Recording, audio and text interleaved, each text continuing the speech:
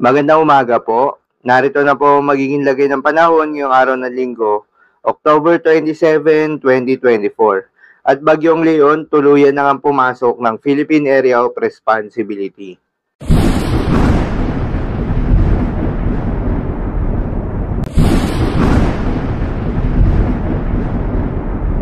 Sa kasalukuyan at ayon sa Pag-asa, ang bagyong Kongray nga ay tuluyan ang nakapasok ng Philippine Area of Responsibility at pinangalanan ito ng Pag-asa ng Bagyong Leon.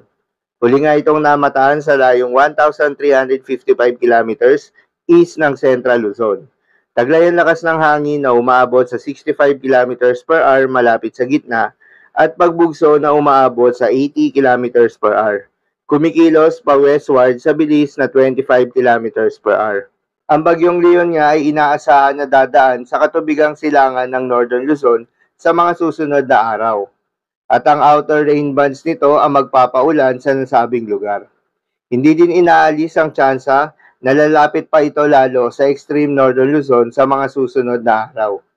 Bagamat malayo ito sa kalupaan ng ating bansa, posibleng lumakas si Bagyong Leon bilang isang severe tropical storm mamayang gabi o bukas ng madaling araw at maging isang typhoon category bukas ng gabi o Martes na madaling araw.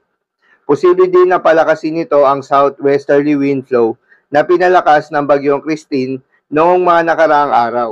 Kaya posibleng makaranas ng mga pagulan sa malaking bahagi ng Southern Luzon, Visayas at Mindanao sa mga susunod na araw.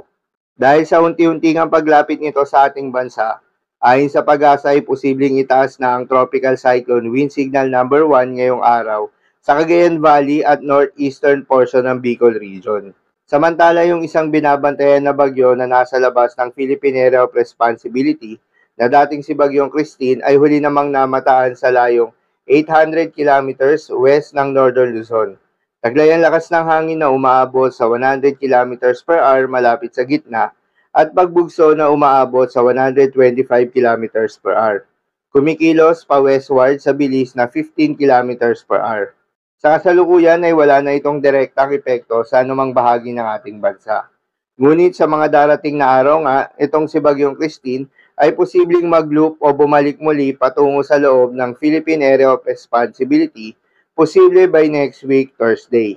At kapag nakapasok muli ito ng Philippine Area of Responsibility, ayon sa latest analysis ng Pag-asa, ay mababa naman yung tsansa nito na mag-landfall sa anumang bahagi ng ating bansa. Ngunit yung outer rain bands nito ay posible pa ring magdulot ng mga pag-ulan sa may western section ng Southern Luzon at Visayas. Mababa rin yung tsansa nito na magkaroon ng interaction sa Bagyong Leon. Ngunit paalala lamang po na ang mga nasabing forecast ay posible pa pong magbago. Kaya naman patuloy lamang magantabay sa mga update na ating ilalabas at ng Pag-asa. Para naman sa magiging lagay ng panahon ngayong araw ng linggo, dahil sa epekto nga nitong southwesterly wind flow, asahan sa Western Visayas, Negros Island Region, Zamboanga Peninsula, Occidental Mindoro at Palawan ang maulap na kalangitan na may kalat-kalat na mga pagulan at thunderstorms.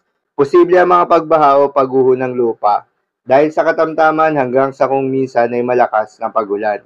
Habang sa Metro Manila at nalalabing bahagi pa ng ating bansa, ay asahan naman yung bahagyang maulap hanggang sa maulap na kalangitan na may kalat-kalat na mga pagulan o thunderstorms.